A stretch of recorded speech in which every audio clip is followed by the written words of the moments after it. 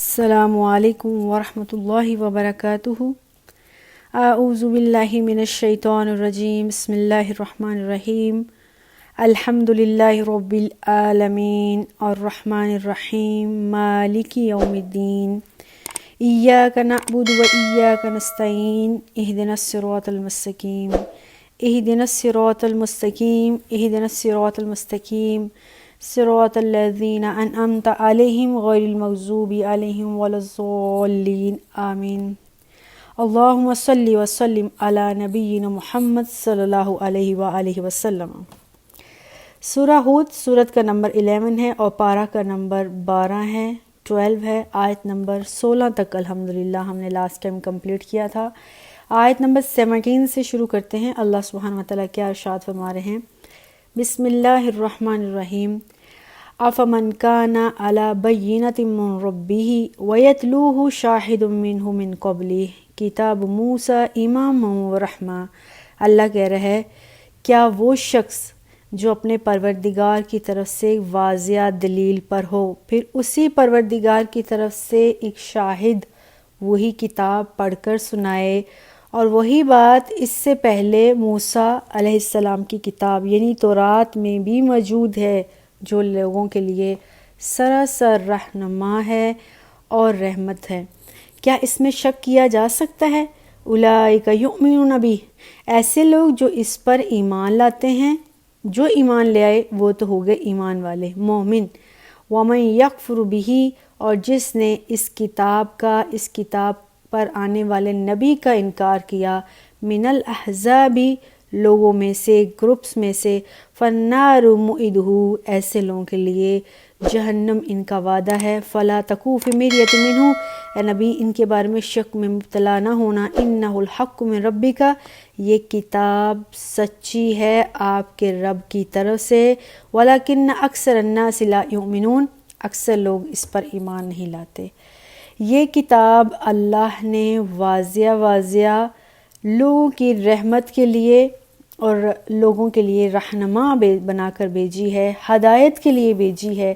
اور اللہ کہتا ہے کہ کیا وہ شخص جو اس کتاب کو پڑھے، اس کی رحمتوں سے فائدہ اٹھائے، وہ بہتر ہے، یا وہ شخص جس کے پاس اللہ نے شعور دیا ہے، اللہ نے فطرتی طور پر اس کو عقل مند بنایا ہے، اس کے باوجود وہ اپنی عقل کو استعمال نہ کرے، اس کتاب کے اوپر ایمان نہ لائے، حالانکہ یہ کتاب وہی کتاب ہے، اس طرح کی کتاب ہے جس طرح کی کتاب پہلے موسیٰ علیہ السلام پر اتری تھی، یعنی تورات۔ تو اس شخص سے بڑھ کر بدبخت کون ہو سکتا ہے؟ اور یہ لوگ اللہ کہتے ہیں کافر ہے، اور کافروں کے لیے اللہ نے کہا سوائے دوزخ کے ان کا کوئی علاج نہیں ہے۔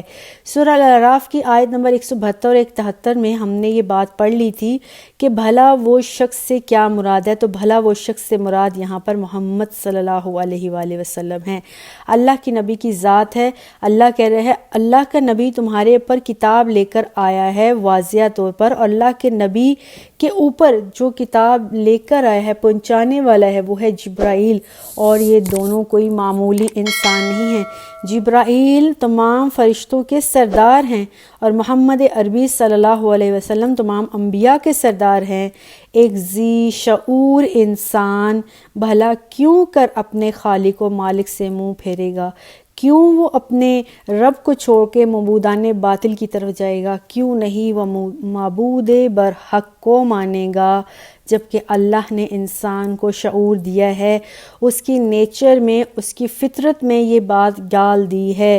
اور جب اللہ سبحانہ وتعالیٰ نے ہمیں پیدا کیا تھا، تمام آدم کی اولاد کو، اس کائنات کو بنانے سے پہلے، تو اللہ نے ہم سے پوچھا تھا الست بربکم، کیا میں تم سب کا رب نہیں ہوں؟ اس کو وعدہ الست بھی کہتے ہیں۔ ہم سب نے جواب دیا تھا اللہ ہم تیرے بندے ہیں، تو ہمارا خالق و مالک ہے۔ اس دنیا میں آنے کے بعد ہمیں جیسے جیسے ماحول میرا سرکمسٹانسز ملے ہم اس میں ڈھل گئے، لیکن اللہ نے کہا ہے ہم نے انسان کے تخت شعور میں یہ بات ڈالی ہے، اس کے نیچر میں ہے۔ اور پھر سورہ الشمس میں اللہ سبحانہ وتعالیٰ نے 7 قسمیں کھا کے کہا فَأَلْهَمَهَا فُجُورَهَا وَتَقْوَاهَا، ہم نے انسان کے اندر اچھی چیز اور بری چیز کو پہچاننے کی نیچرلی صلاحیت انسان کے اندر انہیرٹ کی ہوئی ہے، تاکہ انسان جو ہے وہ اس چیز کو یہ نہ انکار کر سکے کہ مجھے پتہ نہیں ہے۔ اب کوئی بھی شخص، کوئی بھی انسان، ذی شعور شخص یہ نہیں کہہ سکتا کہ مجھے کھرے اور کھوٹے کا، مجھے فائدے اور نقصان کا پتہ نہیں ہے، مجھے اچھی تازہ خوراک اور باسی خوراک میں فرق پتہ نہیں ہے۔ جب اتنا سب کچھ اللہ نے اس شعور میں ڈال دیا تو اس دنیا کا، اس کائنات کا خود ہمارا خالق و مالک جو اللہ سبحانہ و تعالی ہے، کیا اس کی ہمیں پہچان نہیں ہے؟ اور اللہ نے کہا ہے آیت نمبر 17 میں سورہ ہود میں، ابھی جو ہم پڑھ رہے ہیں، کہ اس کے لیے اللہ نے 2 قوی شاہد بھی، گواہ بھی ہمارے اوپر بھیجے ہیں۔ وہ کون ہیں؟ ان میں سے ایک محمد عربی صلی اللہ علیہ وآلہ وسلم ہے، اور دوسرا قرآن۔ یہ دونوں ہی ہمیں بتاتے ہیں اس کائنات کا خالق و مالک ہمارا رب العالمین اللہ ہے۔ تو جب وہ اللہ ہے تو اس کو چھوڑ کر کسی اور کے سامنے لبیک کہنا کس قدر بدعقلی اور بدبختی کی بات ہے۔ اور اللہ کہتا ہے، یہ قرآن نہیں کہتا، قرآن سے پہلے جتنی بھی بکس آئی تھی ان سب میں جو اتھینٹک سب سے بڑی کتاب تھی، کتاب تورات، جو موسیٰ علیہ السلام پر اتری تھی، اس کتاب میں بھی اللہ نے یہی فرمایا تھا کہ وہ کتاب بھی برحق ہے، اللہ کی ذات برحق ہے، انبیاء برحق ہیں، اور ایک آخری نبی حضرت محمد صلی اللہ علیہ وآلہ وسلم آنے والے ہیں، وہ برحق نبی ہیں۔ ان کے اوپر جو کتاب آئے گی اس کتاب کو ماننا، اس پر عمل کرنا سراسر ہدایت کا، سراسر رحمت کا سر چشمہ ہوگی۔ اور یہ کتاب اللہ نے اتاری ہی ہمارے لیے رحمت ہے، ہمارے لیے رہنمائی بنا کر ہے۔ جیسے امام آگے آگے چلتا ہے، دوسرے لوگ مقتدی پیچھے چلتے ہیں، یہ کتاب ہمارے آگے آگے چلنے والی ہے، ظاہری طور پر بھی باطنی طور پر بھی۔ اس کتاب کو پڑھنے والے کے اوپر یہ کتاب سایہ کر لے گی، جیسے کہ حدیث میں آتا ہے سورہ ملک اپنے پڑھنے والوں کو اپنے سائے میں لپیٹ لے گی، ایک نور بن جائے گی۔ کل قیامت کے دن وہ آگے آگے چلے گی اور انسان اس کے پیچھے پیچھے چلے گا۔ سورہ الکہف ایک جمعے سے دوسرے جمعے تک انسان کے لیے نور بن جائے گا، قبر میں نور بن جائے گا، حشر میں نور بن جائے گا۔ اور یہ کتاب اپنے پڑھنے والوں کو جیسے ایک مرغی کسی چیل کنوے سے اپنے بچوں کو، اپنے اولاد کو اپنے اندر چھپا لیتی ہے، یہ رحمت، کتاب کی رحمت ہم انسانوں کو، مسلمانوں کو، اس کے پڑھنے والوں کو اپنی رحمت میں ڈھانپ لیتی ہے۔ اور اللہ سبحانہ و تعالیٰ اس قرآن سے انسان کو ہدایت دیتا ہے۔ حدیث میں آتا ہے ہدایت جو ہے وہ کوئی نان لیونگ تھنگ نہیں ہے، ہدایت لیونگ تھنگ ہے۔ ہدایت ایسی چیز ہے جو بڑھتی ہے وقت کے ساتھ، پھلتی پھولتی ہے، جیسے کہ درخت ہے۔ ایک درخت جب ہم لگاتے ہیں پودا، وہ ایک تناور درخت بن جاتا ہے۔ اسی طرح سے ہدایت بہت بات کی چیز ہے۔ سب سے پہلی جو سیڑھی ہے، سب سے پہلی جو بات ہے وہ ہے ایمان۔ جب ایمان آ جاتا ہے تو اللہ سبحانہ وتعالیٰ جو شخص جتنی جستجو کرتا ہے، جتنی کوشش کرتا ہے، جتنی دعائیں کرتا ہے، جتنا اللہ کے ساتھ زیادہ جڑتا ہے، اللہ کہتا ہے میں اتنی زیادہ اس کو ہدایت دیتا ہوں۔ وَزِدْنَاهُمُ الْهُدَىٰ سورہ الکہف میں اللہ نے کہا ہے میں کسی انسان کو مزید مزید مزید بہت زیادہ ہدایت دیتا ہوں۔ جیسے ایک درخت بڑھتا بڑھتا تناور درخت بن جاتا ہے، اسی طرح انسان کے لیے یہ کتاب قرآن ہدایت بن جاتی ہے، اور وہ اس کے لیے اس دنیا کے لیے بھی کافی ہو جاتی ہے اور آخرت کے لیے بھی کافی ہو جاتی ہے۔ اللہ اپنے نبی کو اور ہم سب کو اس آیت میں سمجھا رہے ہیں، ہمیں کفار کی طرف دیکھتے ہوئے کسی شک میں مبتلا نہیں ہونا چاہیے۔ یہ نبی برحق ہیں، یہ قرآن سچا ہے، برحق ہے۔ ہمیں جو اللہ نے نیچرلی ہمارے اندر ایک بات ڈال دی ہے کہ اللہ کی ذات ایک ہے، اللہ کے دیے ہوئے سارے احکامات سچے، ہمیں اس کے اوپر لبیک کہہ کے ایمان لے آنا چاہیے۔ اور اگر ہم ایمان نہ لائے تو کیا ہوگا؟ ہمارا ٹھکانہ، یہ جو بھی شخص ایمان نہیں لاتا ہے اس کا علاج جہنم کے سوا اور کیا ہو سکتا ہے۔ تو اللہ کہتا ہے کیا وہ شخص جو اللہ کی ذات پر ایمان لے آتا ہے، اور دوسرا وہ شخص جو اللہ کی ذات پر ساری نشانیاں دیکھتے سمجھتے بوجھتے ہوئے بھی ایمان نہیں لاتا، کیا وہ دونوں برابر ہو سکتے ہیں؟ نہیں ہو سکتے۔ آیت نمبر 18 آگے سورہ ہود کی اللہ تعالیٰ مزید فرما رہے ہیں فَمَنْ أَظْلَمُ مِمَّنِ افْتَرَىٰ عَلَى اللَّهِ كَذِبًا، اس شخص سے بڑھ کر کون ظالم ہے جو اللہ پر جھوٹ باندھے۔ اللہ پر جھوٹ کا کیا مطلب؟ افطرا، فترا، فترا اس کا روٹ ورڈ ہے، مادہ ہے۔ فترا کہتے ہیں کسی نئی چیز کو بنانا، گھڑ لینا۔ انسان کی عقل جو کہ پہلے کسی اور نے نہ سوچا ہو، انسان کی عقل وداؤٹ کسی ہیلپ کے، وداؤٹ کسی ثبوت اور دلیل کے، وداؤٹ کسی نالج کے، انسان کی عقل اپنے ہی سے کوئی نئی چیز بنا لے، کوئی نئی چیز گھڑ لے، کوئی نئی چیز سوچ لے یا ایجاد کر لے، اس کو افتراء کہتے ہیں۔ اور اللہ کہتا ہے دین کے معاملے میں، اسلام کے معاملے میں انسان جو بھی نئی چیزیں بغیر اللہ کے حکم سے پیدا کرے گا، ایجاد کرے گا، ایسے لوگ شریعت سے بہت دور ہیں، یہ گناہ کبیرہ کا کام ہے۔ چاہے وہ حلال کو حرام بنانا ہے، حرام کو حلال بنانا ہے، چاہے وہ اللہ کی ذات کے علاوہ اللہ کی شان اور رتبہ کسی نبی، پیغمبر، فقیر کو، کسی بزرگ کو، کسی آستانے کو، کسی دیوی دیوتا کو دینا، چاہے اللہ کے علاوہ کسی کو نفع نقصان کا مالک سمجھنا، یہ سارے کے سارے اللہ کی ذات پر جھوٹ ہے، کیونکہ اللہ ہے، اور اللہ کی صفت کیا ہے کہ وہ رب ہے، عالمین کا رب ہے۔ جس رب نے ہمیں خالق کیا ہے، پیدا کیا ہے، وہی تو ہمیں پال رہا ہے۔ جب وہ پال رہا ہے، اسی نے ہمیں مارنا ہے، تو یہ کہاں کی عقل مندی ہے؟ جو سارا کچھ اختیارات، بلیسنگز، روزی روٹی پیدا کرنے والا، پالنے والا، موت دینے والا رب ہو، اور وہ ہم کریڈٹ کسی اور کو دے دیں، کسی دیوی دیوتا کو دے دیں، کسی بزرگ فقیر کو دے دیں، اولاد اللہ دے، کریڈٹ کسی اور کو دے دیں، رزق اللہ دے، کسی اور کو اس کا رتبہ شان دے دیں، ہم سے بڑھ کر پھر ظالم اور کون شخص ہو سکتا ہے؟ اور ظلم کی ڈیفینیشن میں نے پہلے کئی دفعہ کی ہے۔ ظلم کی عربی میں ڈیفینیشن ہے، تعریف ہے، مطلب ہے وضع شیء علی غیر محلہ، چیز کو اپنی اصل جگہ پر نہ رکھنا، کسی اور جگہ پر رکھ لینا۔ تو اللہ نے کہا ہے ظالم کون ہے؟ ظالم وہ ہے جو رتبہ اور شان اور مقام اللہ کی ذات کو دینا تھا، جو نفع نقصان کا مالک اللہ کو سمجھنا تھا، وہ انسان کسی اور کو دے دے، جس کو ہم شرک کہتے ہیں۔ اس سے بڑھ کر ظالم اور کون ہو سکتا ہے؟ اولئک یعرضون علی ربہم، یہ ایسے لوگ ہیں جنہوں نے اپنے رب سے منہ پھیرا ہوا ہے۔ یقول اشہد ہؤلاء الذین کذبوا علی ربہم، اور پھر یہ لوگ جو اپنے رب کے سامنے پہ گواہی دیں گے، یہی وہ لوگ ہیں جو اپنے رب پر جھوٹ باندھتے تھے۔ ساری چیزیں ان کے خلاف ہو جائیں گی اور ان کے خلاف گواہی دیں گی۔ الا لعنۃ اللہ علی الظالمین، اللہ کہتے ہیں ایسے ظالم جو کہ اللہ پر جھوٹ باندھتے ہیں۔ ظلم سے مراد یہاں شرک ہے، جو شرک کرتے ہیں۔ اللہ کہتا ہے دیکھو تو صحیح اللہ کی لعنت ایسے ظالموں پر کیسی آتی ہے، اور وہ لعنت ان کو کیسے ملے گی کل قیامت کے دن؟ وہ لعنت ان کو عذاب کی صورت میں ملے گی، وہ لعنت ان کو دوزخ کی صورت میں ملے گی۔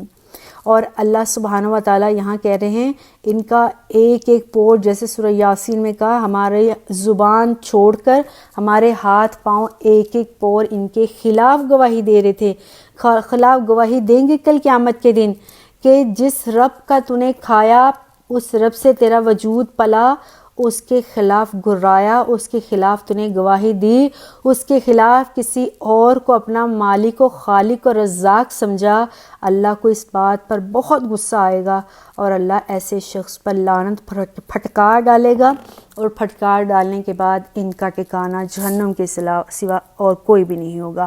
اللہم لا اجعلنا منہم، اللہم حسبنا حسابا یسیرا۔ آیت نمبر 19 میں اللہ سبحانہ وتعالیٰ آگے کہہ رہے ہیں الذین یصدون عن سبیل اللہ۔ اب ظالم کون کون ہیں؟ ایک وہ جنہوں نے اللہ سے کو ماننے سے انکار کر دیا، دوسرا اللہ کہہ رہے ہیں وہ لوگ جو لوگوں کو اللہ کے راستے سے روکتے ہیں، خود تو وہ ایمان نہیں لاتے ہیں، دوسروں کو بھی وہ اللہ کے قریب نہیں ہونے دیتے ہیں، اللہ کے قریب نہیں جانے دیتے ہیں، ایمان نہیں لانے دیتے ہیں۔ وَيَبْغُونَهَا عِوَجًا، اور اس قرآن میں، دین میں وہ کوئی نہ کوئی کمی تلاش کرتے ہیں، کوئی نقصان تلاش کرتے ہیں تاکہ دوسروں کو روکا جا سکے۔ ظاہر ہے ہم نے کسی کو کسی چیز سے روکنا ہوتا ہے تو ہمیشہ اس چیز میں کوئی برائی کر کے، کوئی کمی نکال کے ہی ہم روک سکتے ہیں الحمدللہ۔ جیسے کہ ایک ماں نے کسی بچے کو کسی چیز سے باز کرنا ہوتا ہے تو ہمیشہ وہ بچے کو اس کی کچھ برائیاں گنواتی ہے تاکہ بچے کا دل اس چیز سے کھٹا ہو جائے، من بھر جائے۔ تو جو لوگ خود بھی کافر تھے، ایمان نہیں لاتے تھے ایمان پر، وہ دوسروں کو اللہ کے راستے سے روکتے تھے، اور راستے سے روکنے کے لیے ان کو ہر بری اور ہر غلط بات اللہ کے اوپر الزام لگانا ہوتا تھا، اسلام کے اوپر الزام لگانا تھا، اور انبیاء کی ذات پر وہ الزام لگاتے تھے تاکہ دوسرے لوگ اس کو حقیقی جان کر ایمان نہ لائیں۔ اس کی مثال ہم خود رسول اللہ صلی اللہ علیہ وسلم کی زندگی سے لے لیتے ہیں۔ شروع میں جب اسلام پھیلا، اللہ کے نبی نے اسلام پھیلایا، تو بہت سے لوگ جو ہیں وہ جوک در جوک بھاگ کر اللہ کے نبی کی طرف آ رہے تھے اور دین اسلام کو قبول کر رہے تھے۔ تو کفار مکہ جو کہ بڑے رب بنے بیٹھے تھے، جو کہ بڑے سردار بنے بیٹھے ہوئے تھے مکہ میں، جن کی چدراہٹ جلتی تھی، انہوں نے کہا کہ سب لوگ اگر اللہ کے نبی کے فالوور ہو گئے تو ہمیں کو ماننے والا نہیں رہ جائے گا، ہماری چدراہٹ کا دیا ڈوب جائے گا، تو ایسا ہے کہ ہم لوگوں کو اللہ کے نبی کے پاس ہی نہیں جانے دیتا۔ تو مکہ کے لوگوں کو ڈرا دھمکا کر وہ اللہ کے نبی سے دور رکھتے تھے، اور حج کا زمانہ آیا تو دور دراز سے جو حاجی آنے تھے، کیونکہ حج جو ہے وہ حضرت ابراہیم علیہ السلام سے شروع ہوا تھا، اور وہ اللہ کے نبی، جب تک اللہ کے نبی پر نبوت نہیں بھی آئی تھی، کو اللہ کے گھر کا حج ہوا کرتا تھا، عمرہ ہوا کرتا تھا، طواف ہوا کرتا تھا، لیکن اس کا انداز اسلام والا نہیں ہوا کرتا تھا۔ تو لوگ دور دراز سے حج کرنے آتے تھے، تو حج کا جب ٹائم آیا تو کفار مکہ نے کہا کہ اگر اللہ کے نبی نے لوگوں کو اسلام کی تبلیغ دے دی، چونکہ کفار مکہ کو پتہ تھا قرآن سچ ہے، حق ہے، اور لوگ اس کو مان لیں گے، اللہ کے نبی کو سچا نبی مان لیں گے، تو لوگوں کو اللہ کے نبی سے دور ہی رکھا جائے۔ تو لوگ ابھی جب خانہ کعبہ کے پاس انٹر ہی ہوئے، انہوں نے خیمے ہی لگائے، تو کفار کے لوگوں نے جا کر ان کے کان بھرے، یہاں ایک محمد صلی اللہ علیہ وسلم نامی جیسا ایک جادوگر ہے جس کو جو بات کہتا ہے اس پر سحر ہو جاتا ہے، ہر لوگ اس کے دیوانے ہو جاتے ہیں۔ اس کا اثر کیا ہوا؟ ان لوگوں نے کہا اچھا دیکھتے ہیں کیا اس جادوگر کا اثر کیا واقعی ہوتا ہے۔ لوگ آئے، انہوں نے اللہ کے نبی کی بات کو سنا اور اللہ کی بات پر عمل کر لیا اور ایمان لے آئے۔ تو اللہ کہہ رہے ہیں کہ جن لوگوں نے لوگوں کو، کافروں نے دوسرے لوگوں کو دین سے روکنا ہوتا ہے نا، وہ دین میں کوئی کمیاں نکالتے ہیں، کوتاہیاں نکالتے ہیں۔ جیسے اسلام اور نبی صلی اللہ علیہ وسلم کی ذات میں کفار مکہ نے کمیاں نکالی تھی تاکہ دوسرے لوگ اسلام کو قبول نہ کر لیں، نبی کو نبی صلی اللہ علیہ وسلم مان نہ لیں۔ وَهُمْ بِالْآخِرَةِ هُمْ كَافِرُونَ، اصل میں ایسا کیوں ہے؟ یہ لوگ آخرت کے منکر ہیں، آخرت پر ایمان نہیں لاتے۔ ایسا نہیں ہے کہ ان کو پتہ نہیں ہے کفار کو کہ آخرت آنی ہے، مرنا ہے، حساب و کتاب ہونا ہے، نہیں، انہوں نے اپنے آپ کو خود ہی دھوکے میں ڈالا ہوا ہے۔ آخروی زندگی میں چونکہ ان کے لیے کوئی نجات نہیں ہے، ان کو پتہ ہے ہمارے ساتھ کیا حال ہونا ہے، کس طرح سے ہمارے ساتھ حساب و کتاب ہونا ہے، تو انہوں نے الٹا اللہ ہی پر الزام لگا دیا ہے۔ وہ کیا ہے کہ اللہ کی ذات سے انکار کر دیا، اللہ کے نبی کی ذات سے انکار کر دیا، قرآن سے، شریعت سے انکار کر دیا، اور سب سے بڑا اللہ کی آخرت کے دن پر انکار کر دیا، اس سے منکر ہو گئے۔ انکار ہی کریں گے تو پھر مانیں گے نہیں تو پھر خود ہی حساب و کتاب نہیں دینا پڑے گا، یہ ان کا نظریہ تھا۔ جبکہ اگر اللہ چاہتا تو اللہ اس دنیا میں رہتے ہوئے ان کو سزا دے دیتا، ان کو پنشمنٹ دے دیتا، لیکن اللہ نے ایسا نہیں کیا۔ اگلی آیت میں ہم دیکھتے ہیں اولئک لم یکونوا معجزین فی الارض، اللہ کہتے ہیں کہ یہ جو اللہ کا انکار کرتے ہیں، اللہ کا کھا کے اللہ کے سامنے غراتے ہیں، رسول اللہ صلی اللہ علیہ وسلم کی ہستی کا انکار کرتے ہیں، یہ وہ لوگ ہیں جو کہ کسی جوگے نہیں ہیں کوئی ان کے پاس جرت، طاقت اور ان کے پاس کوئی سپرویژن جو ہے طاقت ایسی نہیں ہے کہ اللہ کے نبی کو، اللہ کی ذات کو بے بس کر سکیں، اللہ کو ہرا سکیں، عاجز کر سکیں اور اللہ سے بچ سکیں۔ وما کان لہم من دون اللہ من اولیاء۔ اب اس دنیا میں بھی اور اس دنیا کی اگلی زندگی میں، آنے والی زندگی میں، اللہ کے علاوہ ان کا کوئی حامی، مددگار اور دوست نہیں ہوگا۔ یضاعف لہم العذاب، ایسے لوگوں کو اللہ دگنا عذاب دے گا۔ ما کانوا یستطیعون السمع وما کانوا یبصرون، یہ کیونکہ اس دنیا میں اللہ کے قرآن کو سننے کی، حق بات کو سننا گوارا نہیں کر سکتے تھے، اور نہ ہی خود انہوں نے کچھ سوچنا اور سمجھنا چاہا، اور نہ ہی انہوں نے دوسرے کو الاؤ کیا، دوسروں پر زبردستیاں کی، ظلم و زیادتی کی، تاکہ کوئی بھی دوسرا دین کو نہ سمجھ سکے۔ یہ خود بھی گمراہ ہوئے، انہوں نے دوسروں کو بھی گمراہ رکھا۔ اس کی وجہ سے اپنے گناہ کا وبال تو یہ سہیں گے۔ یضاعف لہم العذاب، ان کو دگنا عذاب دیا جائے گا۔ کیوں؟ انہوں نے اپنے چیلوں بھالوں کو، اپنے پیروکاروں کو اور دوسرے لوگوں کو دین سمجھنے سے روکے رکھا، خود بھی سیدھی راہ سے روکے رکھے، جبکہ اللہ نے کان، آنکھ، ناک سب دیا ہوا تھا، اس کا استعمال نہیں کیا، قرآن کو سنا نہیں، سمجھا نہیں۔ آگے آیت نمبر 21 ہے، اولئک الذین خسروا انفسہم، اللہ کہتے ہیں یہ وہ لوگ ہیں جنہوں نے اپنے لیے بہت بڑا نقصان کیا ہے۔ وَضَلَّ عَنْهُمْ مَا كَانُوا يَفْتَرُونَ، اور جتنے بھی لوگوں کو انہوں نے دنیا میں پوجا، جن کی سیوا کی، جن کے آگے جھکے، کل قیامت کے دن وہ ان سے دور بھاگ جائیں گے، ان کو اللہ کے عذاب سے بچا نہیں پائیں گے۔ جن کے بارے میں ان کا یہ عقیدہ تھا، یہ بزرگ، یہ دیوی دیوتا، یہ بڑے بڑے اولیاء، ان کو کل اللہ سے، قیامت کی ہولناکیوں سے، دربار عدالت سے، اللہ کے سامنے کھڑے ہونے سے بچا لیں گے، تمام جرائم پر پردہ ڈال لیں گے۔ سب سے بڑی حیرت اور دکھ ان کو تب ہوگا جب جن کی ساری عمر انہوں نے خدمت کی، پوجا پاٹ کی، کل قیامت کے دن وہ ان کے کچھ بھی کام نہیں آئیں گے، بلکہ ان سے دور ہو جائیں گے اور ان کے خلاف گواہیاں دیں گے۔ لا جرم، اللہ کہتا ہے آگے آیت نمبر 22 میں، اس بات میں کوئی شک نہیں ہے، انہم فی الآخرۃ ہم الاخسرون، کل قیامت میں پیچھے اللہ نے کہا اولئک الذین خسروا، یہ نقصان پانے والے ہیں، اگلی آیت نمبر 22 میں کہا احسرون، باب فعل کی وجہ پر، یعنی بہت زیادہ، ٹو مچ، انتہائی زیادہ یہ لوگ نقصان اٹھائیں گے، بہت زیادہ نقصان اٹھائیں گے، اس میں کوئی شک نہیں ہے۔ آیت نمبر 23 آگے اللہ سبحانہ وتعالیٰ نے نیک لوگوں کی بات کی، یہ اللہ تعالیٰ نے کہا نا کتب قیمہ، ہم نے اس کتاب کو درست کتاب بنا کر بھیجا۔ سورہ البینہ میں اللہ نے کہا، سورہ الکہف میں اللہ تعالیٰ نے کہا کتاباً قیما لینذر فیہ، اللہ تعالیٰ نے کہا یہ کتاب ایسی ہے جس میں جو اللہ تعالیٰ نے درست اور متوازن کتاب اتاری ہے، اور یہ بات اللہ نے بالکل صحیح کہی ہے، یہ کتاب واقعتاً ہی متوازن ہے، افراط اور تفریط سے پاک ہے، نہ اس میں صرف جہنم کا ہی قصے ہیں، جہنم کی باتیں ہیں، بلکہ جنت کی بات بھی ہے۔ اگر اللہ تعالیٰ جہنمیوں کا ذکر کرتے ہیں تو اللہ تعالیٰ جنت والوں کا بھی ذکر کرتے ہیں، نیک کا بھی ذکر کرتے ہیں۔ اگر اللہ تعالیٰ ڈراتے ہیں تو اللہ تعالیٰ یبشر، خوشخبریاں بھی دیتے ہیں۔ یہ اس کتاب کی سب سے بڑی خوبی ہے۔ آیت نمبر آگے 23 میں اللہ نے کہا ہے ان الذین آمنوا وعملوا الصالحات، بے شک وہ لوگ جو ایمان لے کر آئے ہیں اور انہوں نے ایمان کے بعد نیک صالحہ عمل بھی کیے ہیں، وَأَخْبَتُوا إِلَىٰ رَبِّهِمْ، اور اپنے رب کے سامنے گڑ گڑاتے رہے ہیں، آرزویں کرتے رہے ہیں، معافیاں مانگتے رہتے ہیں، اولئک اصحاب الجنہ، یہ اہل جنت والے ہیں، ہم فیہا خالدون، ہمیشہ اس میں رہیں گے۔ اللہم اجعلنا منہم، اللہم اجعلنا منہم، اللہم اجعلنا منہم، اے اللہ ہمیں ان میں سے بنا لے۔ یہاں اللہ تعالیٰ نے درمیان میں کر کے ایک بہت خوبصورت مثال دے دی ایمان والوں کی، تاکہ کفار کے اندر جو لوگ رہ رہے ہیں وہ ایمان والے ہیں، ان کے دل کو ڈھارس آ جائے، تسلی آ جائے، سکون آ جائے۔